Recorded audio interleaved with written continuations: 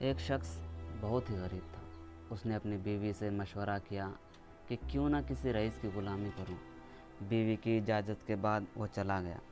اس کی بیوی ابھی حاملہ تھی کہ پہلا بچہ بھی نہیں ہوا تھا کہ بھری جوانی میں چھوڑ کر چلا گیا، غلامی کی زندگی جی۔ وہ بہت دور ایک شہر میں ایک رئیس کی آدمی کی غلامی کرنے لگا۔ ایک لمبا عرصہ گزر گیا۔ 20 سال بعد اب وہ آدمی واپس لوٹنا چاہتا تھا۔ وہ رئیس آدمی بھی بڑا دلدار تھا۔ اس نے کئی بکریاں، اونٹ، گائے، بھینس اور بہت سا مال دولت دے کر اسے روانہ کیا۔ جنگل سے گزرتے ہوئے راستے میں اسے ایک جھونپڑی ملی۔ اندر ایک بوڑھا آدمی تھا۔ اس نے سوچا رات یہیں گزار لیتا ہوں۔ جب صبح ہوئی تو اس نے بوڑھے آدمی سے کہا کہ کچھ نصیحت کرے۔ بوڑھے نے کہا، ایک نصیحت کے 1 اونٹ لوں گا۔ آدمی بولا، ٹھیک ہے۔ پہلی نصیحت، جب بھی آسمان پر تاروں کو ایک لائن میں دیکھو تو سمجھ جانا بڑا سیلاب آنے والا۔ اس نے کہا، یہ نصیحت میرے کام کی نہیں ہے، اور کوئی نصیحت کریں۔ بوڑھے نے کہا، اگلی نصیحت کی بھی وہی قیمت ہوگی، 1 اونٹ۔ آدمی بولا، ٹھیک ہے۔ دوسری نصیحت، جب بھی کسی شخص کی آنکھوں میں شیطانی چمک دیکھو تو اس سے بچنا، وہ تمہیں قتل کر دے گا۔ آدمی بولا، یہ نصیحت بھی میرے کام کی نہیں، کوئی اور نصیحت کریں۔ بوڑھا بولا، نصیحت کی قیمت وہی ہوگی۔ آدمی بولا، ٹھیک ہے۔ تیسری نصیحت، رات کو پچھتا کر سو جانا، لیکن کبھی کسی انسان کا قتل نہ کرنا۔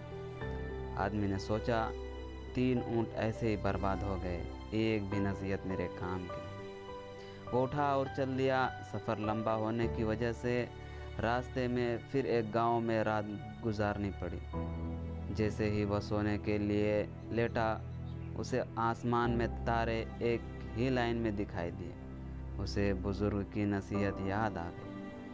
اس نے پورے گاؤں والوں کو بتایا کہ بڑی مصیبت آنے والی ہے، آؤ اس پہاڑ کے اوپر آج رات گزار لیتے ہیں۔ کسی نے اس کی بات نہ سنی۔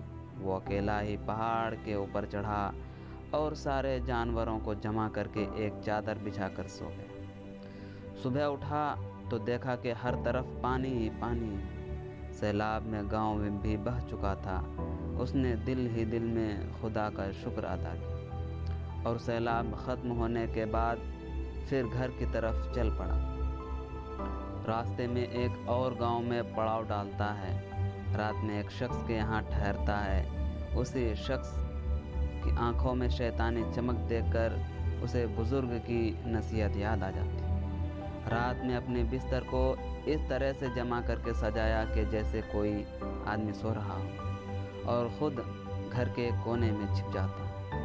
رات کے آخری پہر وہ شخص آتا ہے اور اسے سویا ہوا مسافر سمجھ کر بستر پر چاقو مارنے لگتا ہے۔ کسی طرح وہ اپنا جان مال بچا کر وہ بھاگ جاتا ہے۔ آخرکار رات کو وہ اپنے گاؤں پہنچتا ہے۔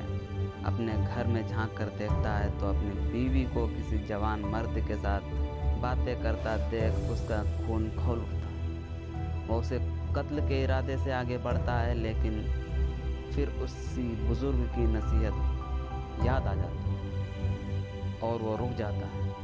گاؤں کے باہر ہی ایک جگہ چادر ڈال کر سو جاتا ہے۔ صبح ہونے پر وہ گاؤں والوں سے اپنی بیوی اور اس جوان مرد کے بارے میں پوچھتا ہے۔ گاؤں کے لوگ کہنے لگے، وہاں ایک بے حد غریب شخص رہتا تھا۔ 20 سال پہلے وہ کمانے کے لیے گیا تھا، وہ اب تک واپس نہ آیا ہے۔ اس بیچ اس کی بیوی حاملہ تھی۔ اس نے ایک پیارے سے بچے کو پیدا کیا جو اب جوان مرد بن گیا ہے، اور اس گھر میں اب صرف ماں بیٹے ہی رہتے ہیں۔ اسے فوراً اپنی غلطی کا احساس ہوا۔ رات میں وہ جسے مارنے جا رہا تھا وہ اس کا اپنا ہی بیٹا تھا۔ پھر وہ اپنے گھر گیا اور اپنی بیوی بچوں سے ملا۔ ہاں تو دوستو، اس سے ہمیں کیا نصیحت ملی؟ سچ ہی کہتے ہیں کہ کوئی بڑا اگر آپ کو نصیحت کرتا ہے تو اسے گرہ مار لینا چاہیے۔ آج کل تو باپ نصیحت کرتا ہے تو بیٹا آگے سے الٹا جواب دیتا ہے۔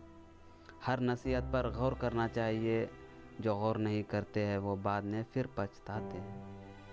شکریہ۔